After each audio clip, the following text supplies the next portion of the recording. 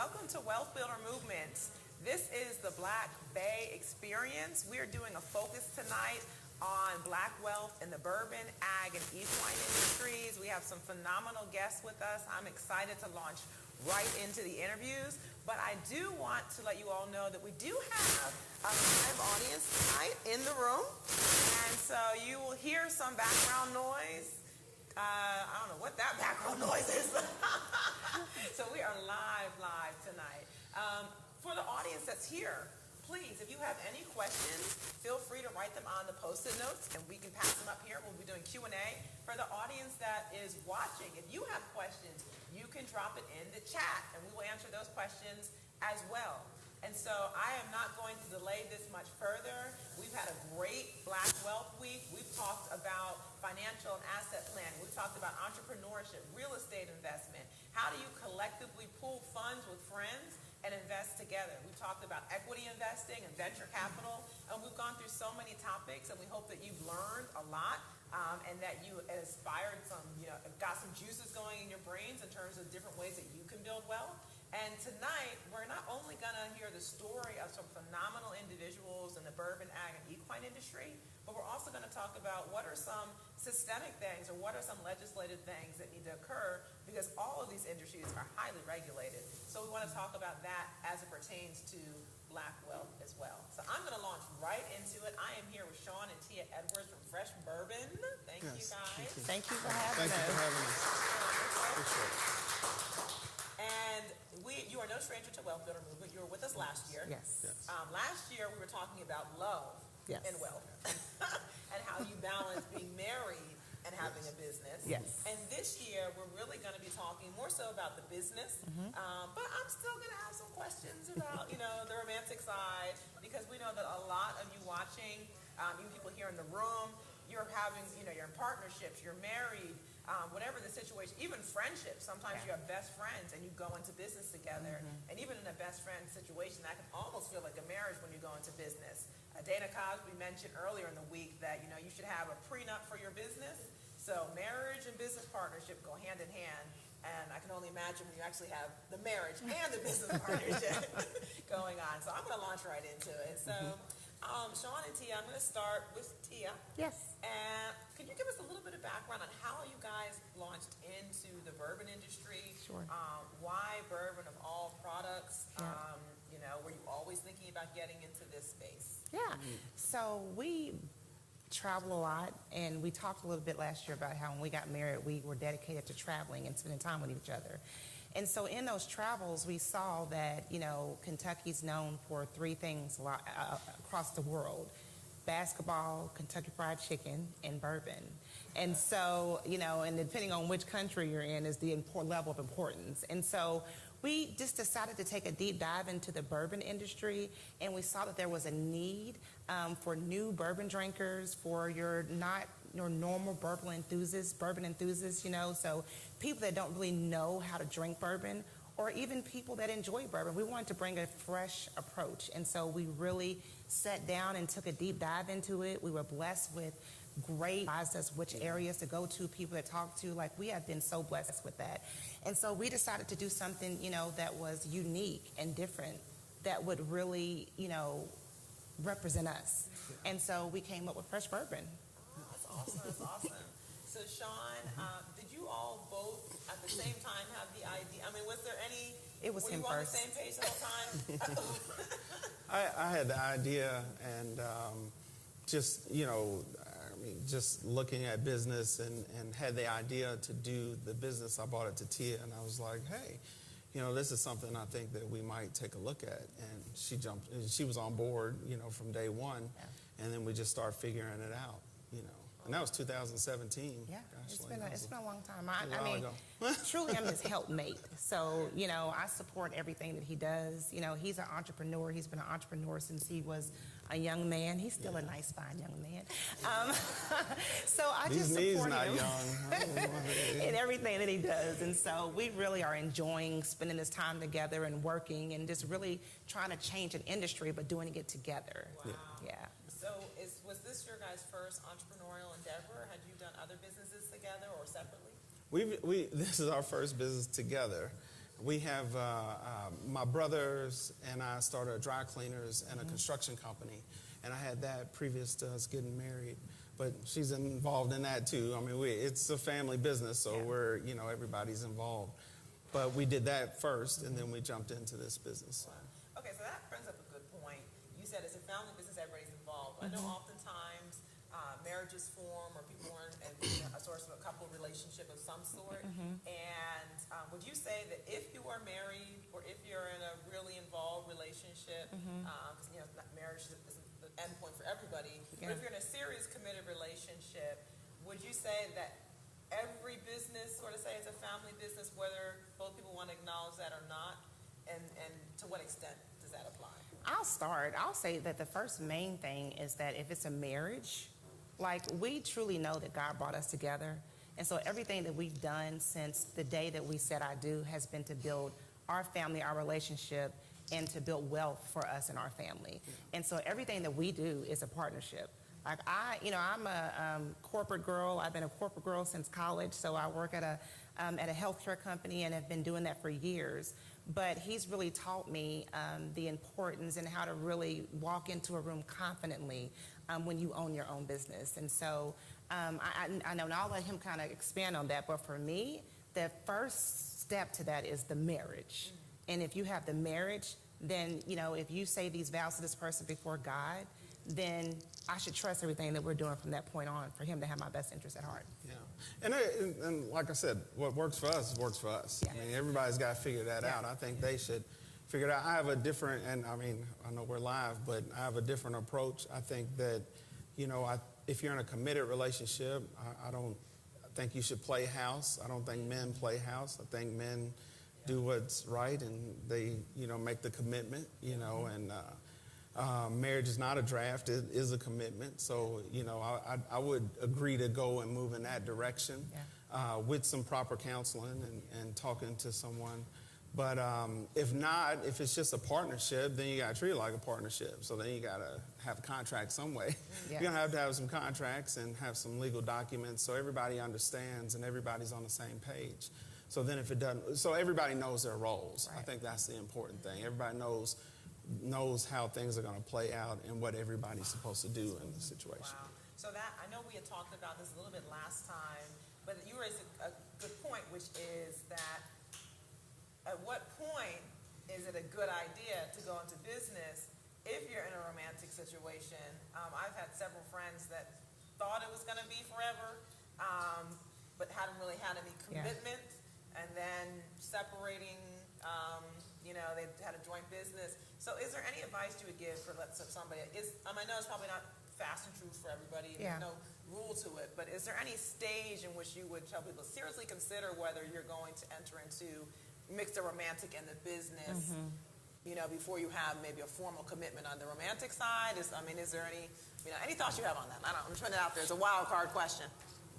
Ooh, I would say, I'm not trying to get you in trouble here. I would even say, even in a marriage, business is difficult. Yes. Business is tough. So everybody's not built to run a business or to own a business. It's different. It's different than being able to have the stability of walking in and, somebody's going to pay you on Friday and you don't have to worry about that. Yeah. Like, I would tell Tia all the time, me and my brother, we had a construction company. We had 30 people depending on us every day to make it happen. Like, they're not just them, their wives and the people we made commitments to, they're depending on us to show up and make it happen.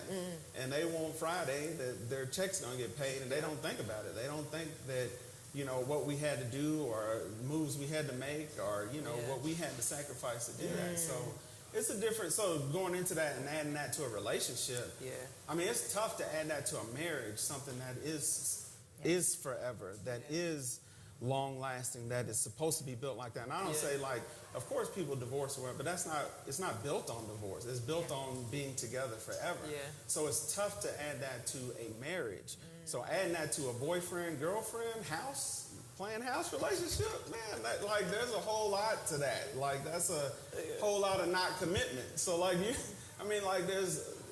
saying not for everybody. If there's no commitment there, it's hard to, and I think people fool themselves sometimes. I think they see that. they try to do it anyway.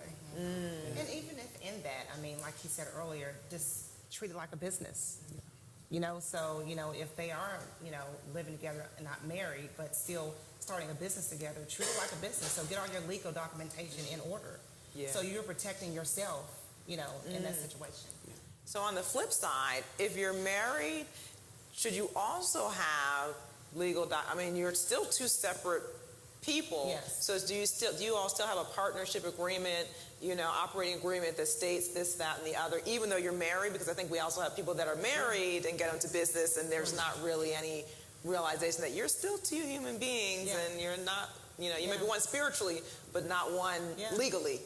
In terms of, you know, you've got separate social security numbers. You're two different people. Different people. I totally understand that. But, you know, I think it's like for each individual relationship, do what works for you.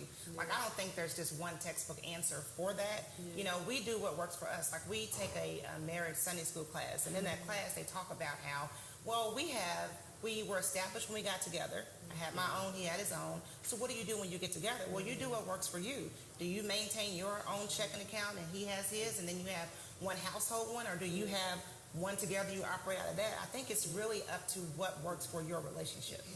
And I think on that side of it, we do have operating agreements. We have to. You have your business laid out, you know, so everybody knows what everybody's doing. You know, everybody knows their roles. And then that helps when you bring other people on, because the goal is not for, you know, you just to be in business by yourself. I mean, if that is your goal, if it's a counseling business or something like that, but you should still have an operating agreement that lays out responsibilities, then that way everybody understands. Wow. Okay, so I'm going to switch gears. We're going to switch into bourbon. So you guys are off the hot seat, off the marriage relationship hot seat. But we're going to talk about the bourbon industry. We've already heard a little bit about how you guys kind of came up with the idea, got into it. But let's talk a little bit more about the nuts and bolts. I mean, this isn't an industry where you just wake up one day and decide, I think I want to start a bourbon distillery. You know, so can you talk about some of the logistical things you had to learn in that early stage? I'm sure you're still learning, like all entrepreneurs, but in that early stage, like what are some of the things that you had to learn? Like if somebody wants to get into a business, you know, into this sector, and not even bourbon explicitly, but any sort of spirit or even, you know, looking at other, you know, liquor brands and things like that. What are some things people should be thinking about as they enter into this space in terms of just infrastructure you have to build and, you know, rules and things like that? I think you should look at what you want to do. I mean, it's like any other business. You need to do your own research. You need to know what you're getting into. You need to talk to some people. You need to have a really good non-disclosure agreement. So when you're talking to people that, you know, you're protected and they're protected as well. And then you go about the business of building a team. I think you got to have a team around you that, you know, can help you. And we're blessed because we did that. You know, we didn't think we knew everything going into it. And then we wanted to be very deliberate. So we're different. So like there's a lot of ways you could do it, and a lot of the bourbon industry and a lot of the business, you know, you can be able to go to a larger producer and be able to access the product and be able to label it and say, hey, this is our product. And there's nothing wrong with that. And that's, you know, a lot of the industry approaches it like that. We were very deliberate. We didn't want to do that. We had a goal of wanting to create our own recipe. We wanted to create our own flavor profile. And so we were very intentional in doing that, which is a little different, which took a little bit more time for us to do what we're doing. But we also wanted to be something that was, I mean, I don't want to say just good, but we wanted to present something that represented us and a level of excellence and what we wanted to present to the people. And not just black people, but everybody that enjoys the spirits, you know, or everybody that enjoys our product. We wanted to present a level of excellence in our product design, with our bottle, from our product, in the bottle. You know, so. Okay. So in terms of, again, maybe the nuts and bolts. So, and just for those that might not know, can you talk, what are the two main ways, because you mentioned something I think was really important. I mean, either one of you can field this question, which is, one way is someone that's already made the recipe, I mean, you're just basically, it's a white label product, Yeah. and you're labeling is what I'm hearing. You create the brand. Yes. So the brand is what you're selling, what you're creating. Someone else has already made what goes inside the bottle. Yes. And then the other way is you actually start from scratch and you are manufacturing this in-house, creating the recipe. Are there any other ways? Is there a combination in between that where maybe you get to play with the flavor profile in some way with a brand that's already made? I mean, or is that pretty much black and white? You are either making it yourself from scratch or you're buying something off the shelf, sort of say, and labeling it. I guess we're a combination of that. You know, like we work with our partners. We have a very good working relationship with Hartfield and Company in Paris. And they've worked with us. They're like family to us, and they've been there since the beginning. And we went into it knowing that we wanted to create our own recipe, create our own flavor profile, and like I said, make something that we were interested in making. Yes. And they worked with us in that, you know, and so they helped us. They were there with us. The meetings are a lot of fun. The tasting is amazing. Yeah. We have great board meetings. We have the best board meetings ever. But no, like, I mean, from our standpoint, and that's what we did. So in our bottle, you know, you have the first bourbon made by African Americans in the state of Kentucky since slavery. And we didn't go into it doing that. We found that out in the process, you know, from the state of Kentucky, that nobody black had made bourbon that was not enslaved until we put it in that bottle. And so that's the thing. So, like, it could be a combination of it, but the easiest way to access the market or to get to market is to work with a larger producer and to be able to source the bourbon and just put your label on And it. create a brand, is what you were saying. So, yeah. So Tia, can you pick up on that? Because what I'm hearing there is, which is something that people, I think we take it for granted. People may or may not know that, in a sense, we originated the bourbon industry. Yeah. And then, as all things, Wells showed on the scene and we got extracted from the process. Sure. But can you talk about maybe some more of the historical context to African Americans being involved in bourbon creation? Yeah, like we have been involved, you know, since the inception pretty much. And we were, you know, master distillers without the title. So, you know, as Sean said, like we were recognized as the first ones to do it since slavery because you really don't know. I mean, those slaves weren't recognized, you know, but what they created is being, you know, billions of dollars have been made from it. So for us to actually create a flavor profile, you know, that we created, you know, we chose the grains to go into that flavor profile. We chose the proof. You know, we chose how, you know, what barrel size we would use, what type of charred barrels we would use. To go through that entire process is a really great experience, but that's what makes what we're doing so great because we're able to get the recognition that our ancestors were not able to get. So we're very grateful to be doing that. Wow. So I am going to take some questions from our audience here. If anyone has any questions, we have the lovely Miss Abby that is going to be coming up and she is giving us questions tonight, folks, but do not be, you know, deceived. She is actually a biomedical engineer by day. So this is definitely beneath her pay grade, but she has graciously decided to do this. Thank you, Abby. Thank you. Okay, so I will start with this one. I have one question, and someone says, how many batches have you done so far? Oh, gosh. We're on our... Well, no, we're on our second batch, which is our largest batch, which is how we were able to get 2 stores. So it's been a long process, you know, in doing this. Like I said, we started in 2017, so it's not like an overnight thing or whatever. So this is our second batch, and what we're producing now is all coming out of our second batch that we created. And can you describe, just again for the novices, like Angelique Johnson, what's a batch? And what defines a unit of a batch? Well, because we're operating out of a craft distiller, we're going to have all small batches. So, like usually, if you're in a large distillery, they'll take 1,000 barrels, and then they'll make that a batch, and they'll bottle up off the blend of those 1,000 barrels. And so from our standpoint, we're smaller, so we don't have that many barrels. So, but we do batch like that. We take the barrels and we select them and we match them. With our master distiller, along with the help with working with Hartfield, we match, and we all do. We sit around. That's why our board meetings are fun, and we blend to our flavor profile. And that's why we create. That's why we wanted a fresh experience, and we put in that bottle is a different experience. It's the most unique, one of the most unique mash bills in the bourbon industry. We use honey malt as our second primary grain, and nobody in the bourbon industry uses honey malt at that level that we do. So, we, like I said, we were deliberate, and we're blessed because we hit a home run the first time out. Wow. We are going to be having a panel following this, and we'll be talking about Black farmers, the ag industry as part of that panel.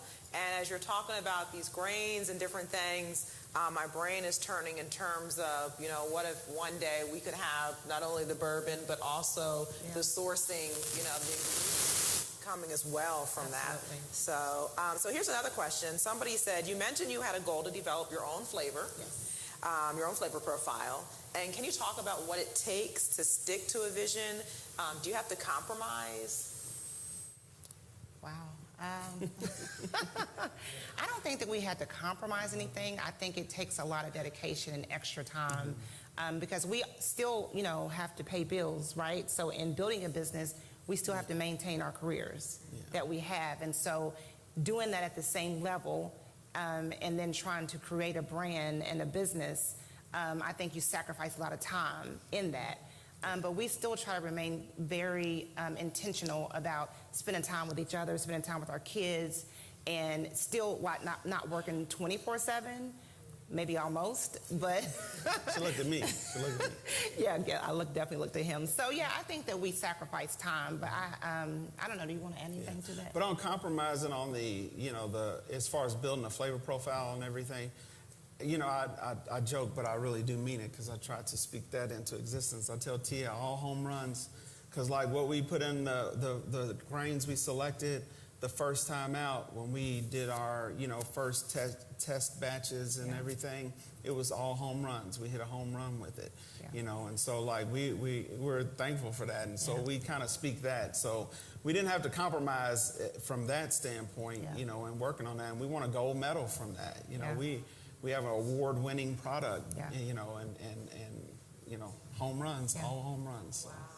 So this next question is talking about raising capital. Sure. So how has that, been?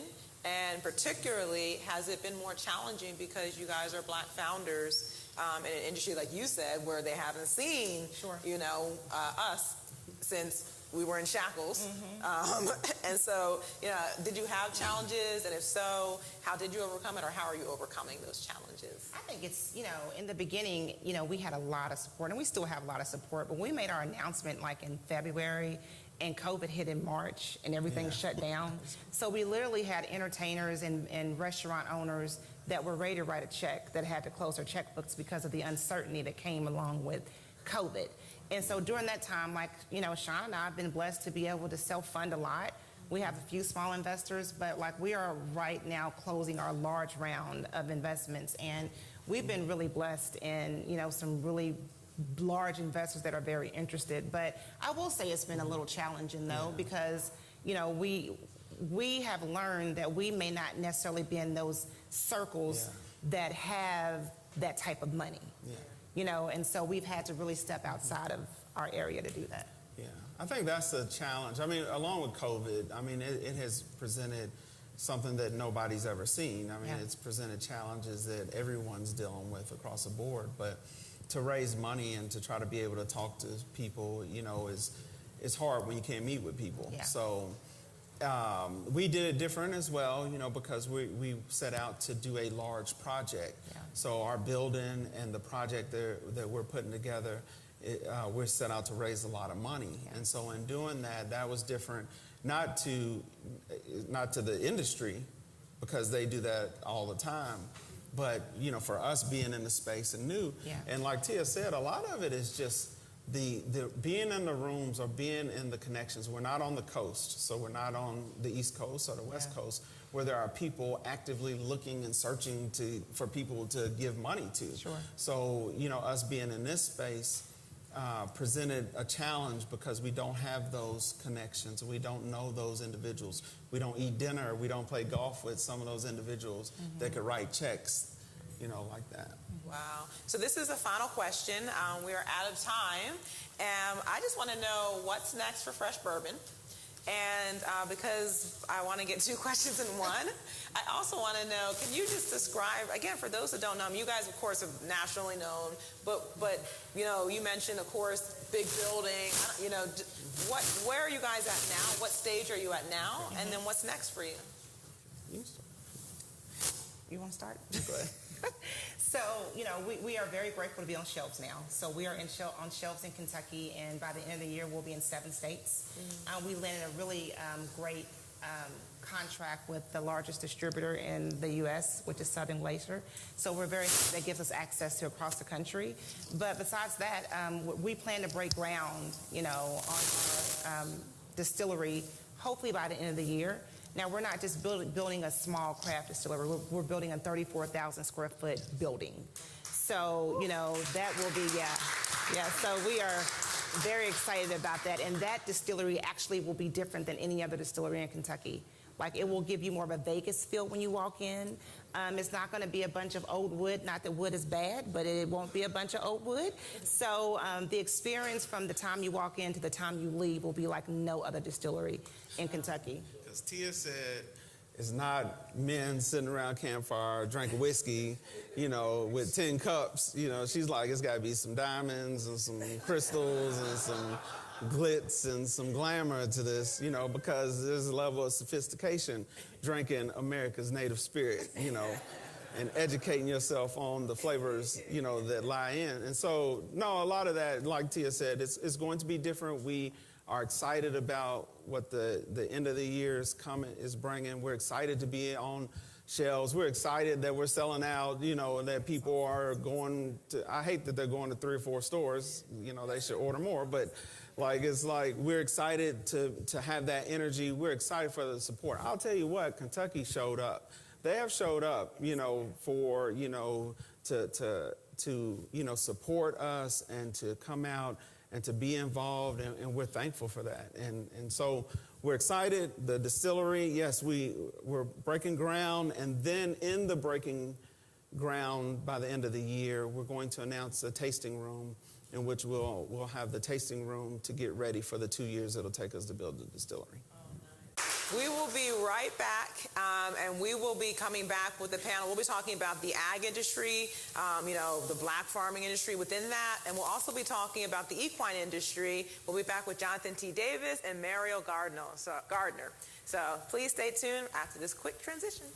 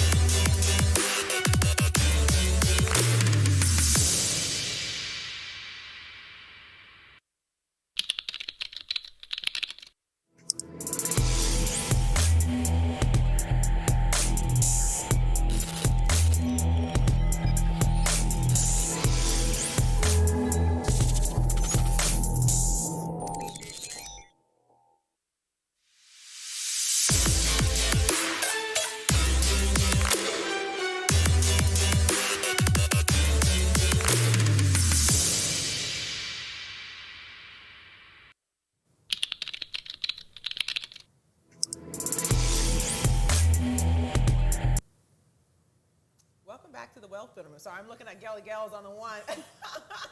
So, hi guys, welcome back. We are here talking about the ag and equine industry. We just had a great session talking about the bourbon industry, talking about all the complexities of getting into that, but also the joys of reclaiming a heritage that was once ours. So we're certainly going to hit that at this panel as well, because both of these industries also originated with us.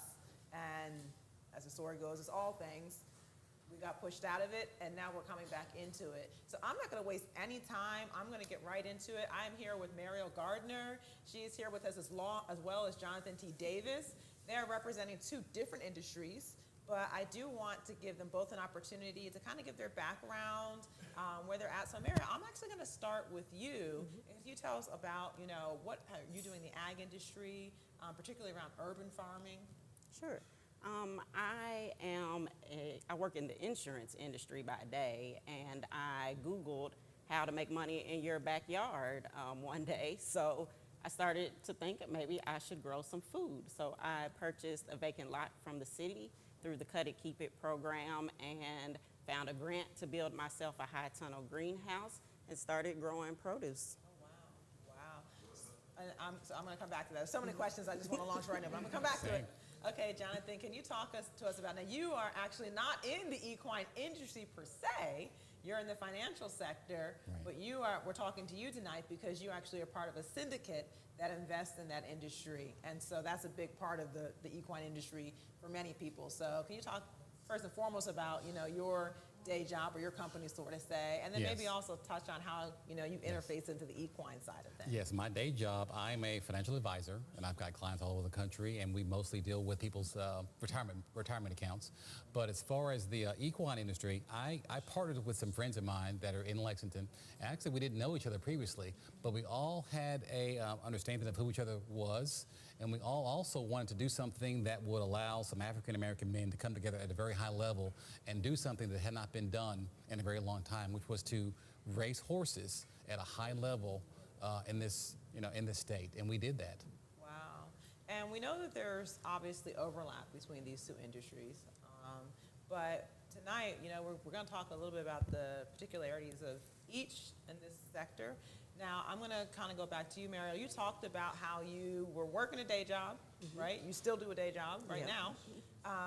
But I heard you talking about making a whole greenhouse, buying a lot, so there's a lot that you had to figure out to Right. do this urban farming path. I mean, how did you figure that out? How did you know? And then also not just getting the lot and building the greenhouse, but then there's a whole farming part of it. Did you always know how to you know? No, I don't even like going outside. That is not, heat is not my friend. The ladies know these edges have to stay intact. I just Googled things and YouTube things, and as we got to cultivating the land, it started to mean more. I found out that my great-grandmother kept chickens in the city, in the California neighborhood, and had a small garden, and that my great-grandparents, when they moved to Louisville from Christian County, Kentucky, they were growers too, so it helped to build a connection to them. Though I'd never spent a lot of time with them, it feels good to know that I'm doing similar things to what they're doing. Wow. What type of crops are you growing? Oh, we grow everything. Corn, Kentucky wonder beans, watermelon, cantaloupe, raspberries, blueberries, strawberries, okra, greens, lots of greens. Oh my goodness. Okay. Cabbage. You're making me hungry. Okay. And then, those aren't easy things to grow. Right. How many years, or did it take years even, for you to get to the point where you can actually successfully get a crop going? And Well, this is our second growing season, the third year that we've been on the lot, and it's just trial and error. That first year was really great for us. There was a lot of rain, so things turned out. This year has been a little bit of a drought, so we've had a few problems. It's really interesting to find out what kind of bugs are eating your crops. I've seen creatures that I never thought existed on God's earth before. Yeah. wow. So my sister and her husband, they built a greenhouse on their property. And I was visiting, and he had jars full of ladybugs. And I'm like, what are you? He's like, yeah, I get bugs to put in there so that they eat the other bugs that I don't want. So are you guys organic? Are you guys doing kind of the organic methods as well, or Since a mix? we're in the west end of Louisville, it's very important for us to be pesticide-free and organic because there's so much pollution in the west end that we just like to keep everything as clean and fresh as possible. Wow, that's amazing. So I'm going to switch gears to you, Jonathan. Okay. We're going to go back and forth like this because I literally could sit here all night long asking you about this. So I'm going to go back to you later. But Jonathan, can you talk about, I know you and I had a conversation, and you mentioned the experience of kind of attending the Kentucky Derby, you know, as being part of the syndicate, you know, being an owner in the syndicate. And can you share that experience and how that was, and what just thoughts came to you that went beyond just the wealth aspect of it? Right. Going beyond the wealth aspect of it, first of all, it wasn't about the money at all. I mean, all the guys that are in the syndicate, we've all been very blessed in other industries in that we don't do this to make money. Of course, we want to make money while doing this. We don't do any pursuits without a profit motive. But by and large, we're not doing this for the money. We're doing this because it's something that needs to be done to show our people that we are supposed to be at this very high level and all aspects of society.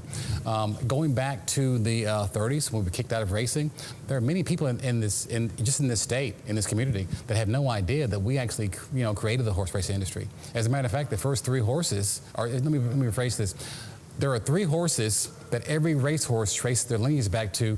Those 3 horses also came from Africa, along with all the training on how to manage the horses. Also, that training also came from Africa. So it's not just a black thing, it's an African thing on top of that.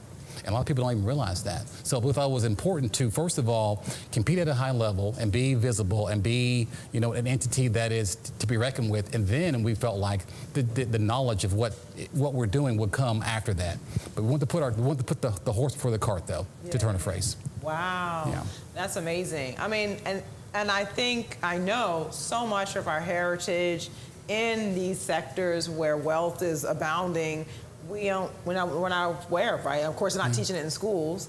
And even some of these things can be hard to Google, right. You know, and a lot of it's also, you meet somebody that had, you know, the knowledge and is passed down. We did a tour earlier this week. We're actually going to air it tomorrow with Jackie Floyd, and she was touring us through the Russell neighborhood. And because she's from there and she's been there for a long time. And so she had a lot of generational knowledge about different heritage things, different things and foundational things in that community that, you know, is passed down through narrative, but there's not necessarily, it's not kept in a book somewhere.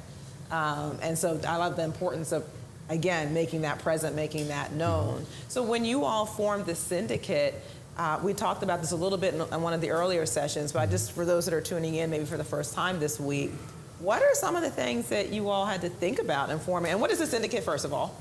And then what are some of the things you guys had to think about? How many people are in this syndicate? Well, actually, we have 2 syndicates now. The first syndicate had 6 people in it, and it's a legal agreement in that we all agree we're going to put in a certain amount of money, and we're not going to divest of it over a certain number of years, and that our goal had to all be aligned. And our goal in this instance was we wanted to buy racehorses that could help us to compete at a very high level. And you know, as far as I'm concerned, it worked out. We ended up, it became so successful. We've had other people that also wanted to form syndicates. So we actually have 2 syndicates. And so it's not just one syndicate, it's 2 syndicates, all African Americans. Actually, we have 1 Asian American.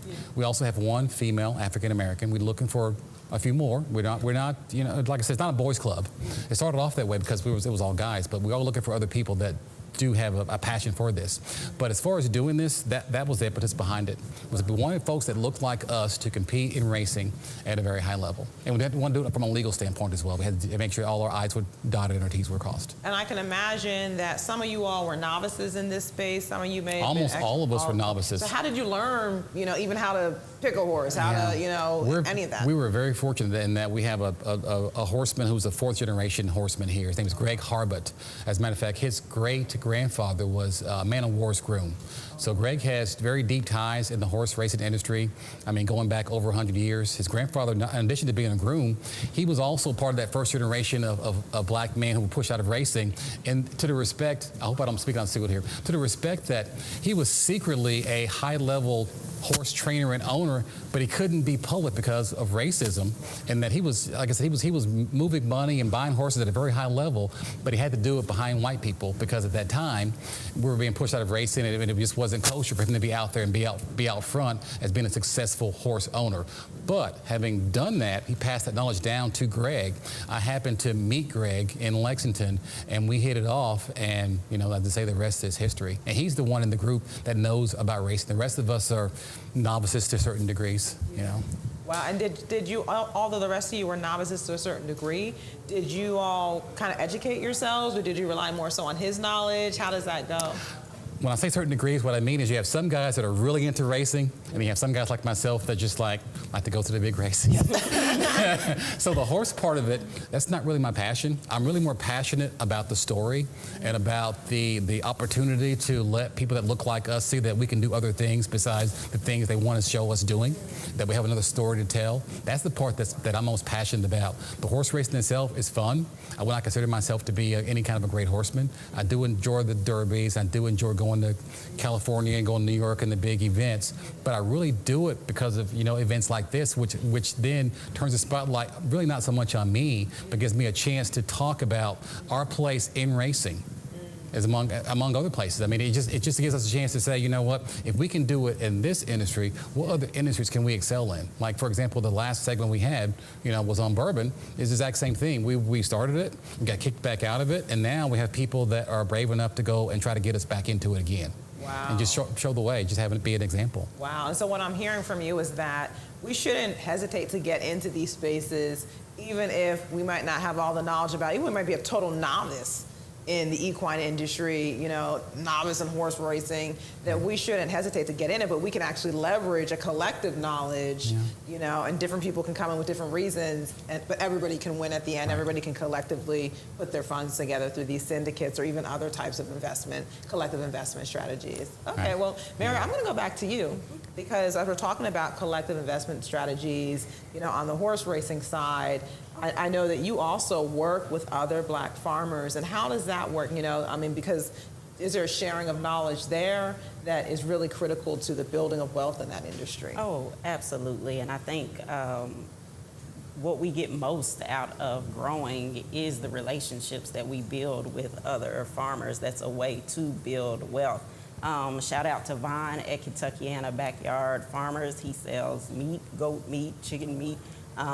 Letitia Marshall with Bear Fruit and Grow. She does garden coaching. So if you're not sure how to start a garden or you don't have space, she can help walk you through how to get that done. There are lots of great people in Louisville who are getting into growing. And we have a lot of great white allies too with the Jefferson County Extension Office, with the USDA, who actually helped us get the greenhouse that we grow in. So yeah, it's a real community of growers in Louisville. Wow. And then, okay, so let's talk about the financial side of this. So do you all, where do you sell your produce? Where do you sell your products, your meats? Are there set marketplaces? How do you navigate that side of it? Funny story, I don't sell any produce. I give all of my yield away to the neighbors on my block.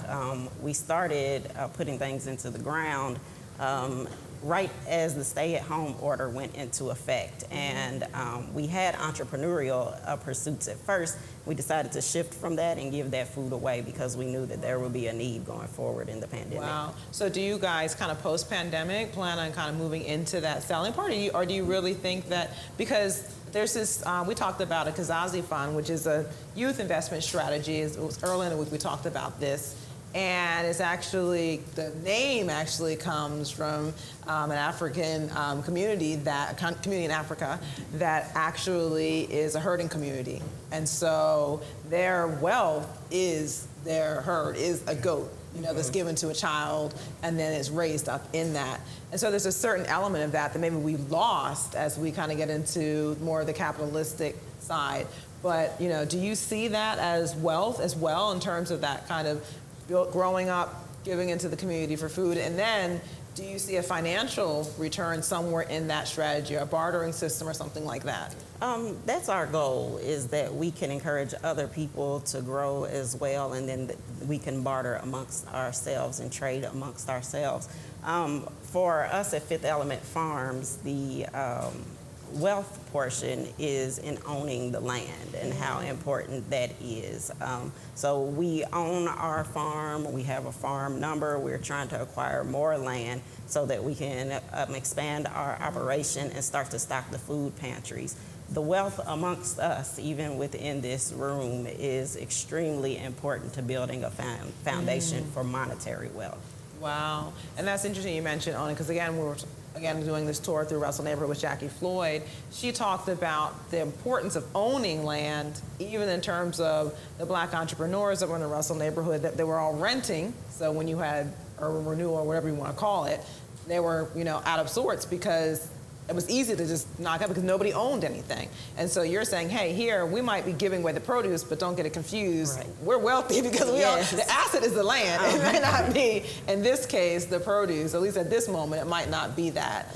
So I was able to purchase the lot that we grow on because I own a rental property on that block. So I take that rent from my tenants and I invest that back into the farm, and then we are putting that back out so that we can all gain wealth together. Wow, that's amazing. That's wow. So we don't have much time for questions, but I did want to see if anybody in the audience has any questions that they want to ask. I think Abby is coming around with some questions for you. And as she comes around, I wanted to ask both of you this question because we're talking about different types of wealth. What does Black wealth mean to you? Maybe I'll start with you, Jonathan, and then go to you, Mariel. I think Black wealth means to me something more than financial. Obviously, there's a financial component to it, but the wealth is the base of knowledge and the understanding that, you know, whatever we're blessed with, we are only stewards of that. So it's important to us to pass it down to younger generations, future generations, so that, you know, what we've created today doesn't get lost in the future. I couldn't have said it better myself. But the name of our farm, Fifth Element Farms, comes from hip-hop culture. There are 5 elements of hip-hop culture. The 5th element is knowledge, and that's what we are doing. We're using the knowledge of our ancestors to guide us toward liberation. Wow, that's amazing. Okay, so I have some questions here. You know, how did you find the opportunity to get funding to purchase the land and the greenhouse? I know you mentioned some grants. You mentioned some of the city properties. Can you talk a little bit about that? So we self-fund mostly. We have a few generous friends that will help us out with in-kind donations. But yeah, it's just a matter of looking to see what's out there and making it work to find a solution towards the problems that we're having. So yeah. Amazing. Looking around. Cool. And then we have another question, and this question is also for you, Mariel. Do you offer any courses to teach people how to start their own home garden? I know you mentioned someone else that offers them, but do you offer them as well? You can check out our Facebook page. We have a very lovely tutorial on how to make a self-watering planter if you'd like to get started. Okay. And can you remind us again the exact name of the Facebook page? Fifth Element Farms, a.k.a. Apocalyptic Acres. Okay. Twofold a name. But yeah, you can come by the farm anytime. We always need volunteers, and we'd be happy to show you how to grow a thing or two. Wow. And so this question is for you, Jonathan. Okay. How does someone invest in a racing horse? There are lots of ways you can do it. Obviously, you can do it at a very small level. You can go online, and there are syndicates that will allow you to invest as little as $300, you know, to be into a horse. However, when you do that, you have a very limited, I guess, ability to affect change. You don't really have much control over it, but you're in a horse. To be involved in a real syndicate where you have some control over the actual horse, it's probably gonna, you probably have to start around $15,000 or $20,000 at that level per investor, and then together you've got, you know, a few $100,000. That's probably the lowest level you can get in to really do it right, because you don't want to be too low. I mean, you can buy a horse for $1,000, but a horse is probably going to be worth glue. You're going to want to buy a horse for about 100 or so, 150, at least in that ballpark. It's probably a sweet part, between 150 and 300,000. per horse. So it's not cheap, but if you do it right, you can do it in such a way that at the very least, it pays for itself. If you're lucky, you make a little bit of money. But more importantly, I mean, you figure out why you're in it. I mean, if you're doing it, if you go on a horse race and trying to make money, probably you can find other things, other avenues to make money. It's not really a venture that you want to jump into and try to double your money overnight. But there are opportunities to make money if you get with the right people. So. And then do you have any, this is my add-on question, Yeah. do you have any advice for those that are like, hey, I'm trying to find the right people? Yeah. Where do I start? Where do I go? If you're serious, you can just call me, and I can probably connect you with somebody at the level that you're at, whether it be the $200 level, or you actually, have some money that you want to do something with. I'll talk to you. So. Okay, awesome. Yeah. Jonathan T. Davis. Yeah. JT Davis Asset Management. He's got a website. Yeah. This is another question for you, Marielle. Aside from bugs, what challenges have you experienced with your greenhouse, and how did you address those challenges? Oh my. I think one of our biggest challenges is access to land. We grow, like I said, on a vacant lot, and next door to that lot is an abandoned home. We'd like to purchase that home, but with the gentrification happening in the West End, that's a little difficult, and acquiring more land from the city is difficult also. So that community of growers that we've built in Louisville is really standing with us to make sure that we all have access to the land we need to meet our goals. Wow. And as a follow-on question, you said it's difficult to acquire land from the city. Mm-hmm. So what are some legislative changes that you might recommend? If you could bend the ear of the mayor and say, hey, help us out, help a sister out, help a farm out. Angelique, wow. Or it doesn't be that complicated. Just be what are the barriers? What are the main challenges that you see in getting that land? A housing crisis in our city. We have a food crisis in our city, and it is very important that we address hunger. And we can do that through urban agriculture. Also, the Farm Bill is coming up for renewal in 2023. There's an Office of Innovation in Urban Ag within that, and fully funding that to explore options like aquaponics and hydroponics, and using technology and growing would be really beneficial. Wow. And then hopefully maybe that'll come through. So the last question is about, do you have any advice for anybody that is looking to build a greenhouse and was looking for grant funding for that? Absolutely. You can contact Ashley Smith with Black Soil. She has a program ranging from Lexington, Louisville, and Bowling Green that will help you build a high tunnel greenhouse for free. Oh, wow. Awesome. Okay, Ashley's Black Soil. And can you tell us a little bit about Black Soil? By the way, for those of you that are eating the food tonight, that actually was provided by the Black Soil Collaborative. They work with Black farmers to not only provide produce, but also meat. So everything you ate tonight came from a Black farm and from a Black farmer. And so we're definitely grateful to them for that. Yeah, absolutely. So Ashley is a phenomenal woman, and she acts as a broker between Black farmers, growers, and producers to widen the market for them. Black Soil also has a component that is seeking to reconnect us to our agricultural roots. Yeah. Awesome. So the last question I'm going to give to you, Jonathan, okay. And that question is really around, I know you're a financial advisor, yeah. So actually you're an asset manager. And so, as we wrap up tonight, we've been talking a lot about Black wealth. We've been talking about the ag and the equine and the bourbon industry. What's one piece of advice you would give to somebody if they're trying to decide, I hear all these opportunities, I hear the wealth that can be made in these different sectors, but where do how do I know what to launch into? How do I look at my personal situation and assess that in terms of where I want to put my funds to grow well? I think the best piece of advice I can give somebody is to start where you are. If you're right now at a level where you can only afford to invest $200 or $500 or maybe a few $1,000, start there as opposed to waiting until you're strong enough to do $25,000 or $50,000 or $100,000. If you start where you are, you'll figure out, your passion. You'll figure out, maybe you'll make some mistakes, but you'll figure out where to go next to find your best level of success. Wow. Wow. Well, thank you both. Thank you both. We're out of time. I'm so happy that we were able to have you tonight. Of course, we'll follow up with you and get to learn more and more, we hope, over time. But again, thank you for the short time you spent with us and all the knowledge that you gave. And thank you all Angelique. for attending tonight. Thank you all for being with us here and for the wonderful, excellent questions. Thank you all for tuning in online. This, of course, is not the end of Black Wealth Week.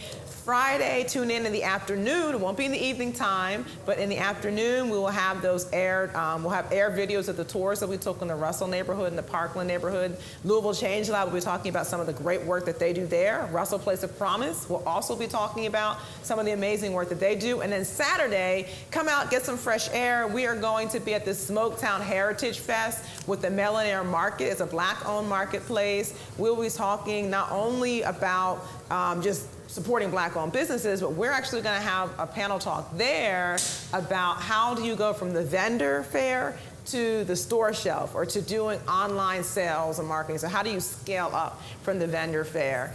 And then, you know, that's the end of Black Wealth Week, but it's not the end of the Wealth Builder movement. So please continue to tune in, share this, like the page, like the group, join the group, and let's keep building wealth together. Thank you all.